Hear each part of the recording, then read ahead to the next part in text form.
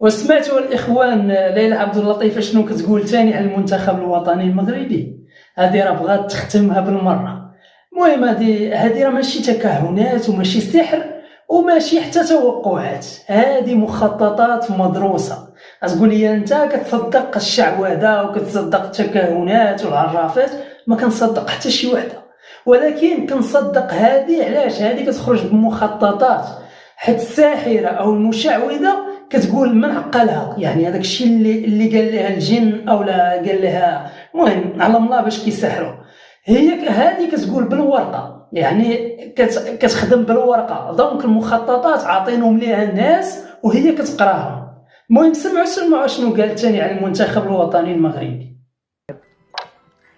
المغرب مربوط بمونديال ولا لا؟ مزبوط. عفوا، ديما المغرب.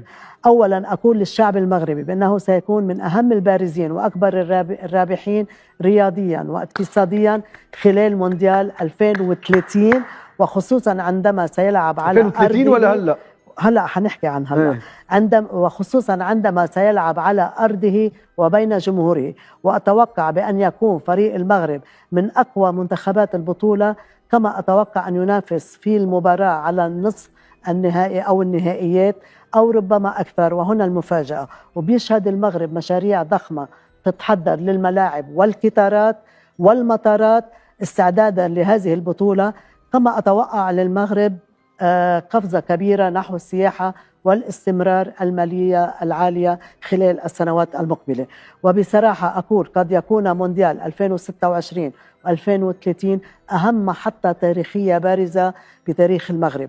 تشبه ما فعله الفريق المغربي في قطر 2022، ولكن بطابع مغربي بارز قد يسجل لحظات رياضية تبقى محفورة في ذاكرة الرياضة والشعب المغربي وجماهير كرة القدم في العالم. هذا بالنسبة هذا خبر بيفشل خلال إذا للنصف نهائي أو النهائيات وربما أكثر.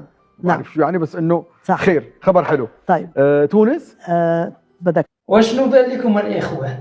واش هاد الشيء نصدقوه ولا ما نصدقوش؟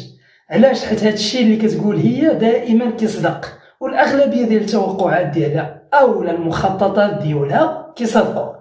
خير مثال على اللي قالت في قطر على المنتخب الوطني المغربي، قالت منتخب عربي غيوصل نصف نهائي، وبصح وصلت المنتخب نصف نهائي. هضرت على الرئيس ديال كولومبيا وبصح اشنو وقع لي راك شفتو. هضرت على الاغتيالات من قبل ووقعوا، هضرت على القتل من قبل ووقعوا، هضرت على ايران في الحرب ووقع. دونك هذه كتمشي بمخططات، ممكن الماسونيه او شخص اخر طرف في هذا الشيء. المهم كتمشي بمخططات اشنو غيوقع في العالم. بالنسبه لي ممكن يوقع هذا الشيء، ممكن، الله اعلم، ولكن ممكن يوقع هذا الشيء مع المنتخب الوطني وكنا ثقه فيه. اش بان لكم نتوما؟ خليوا لي آراءكم في التعليقات.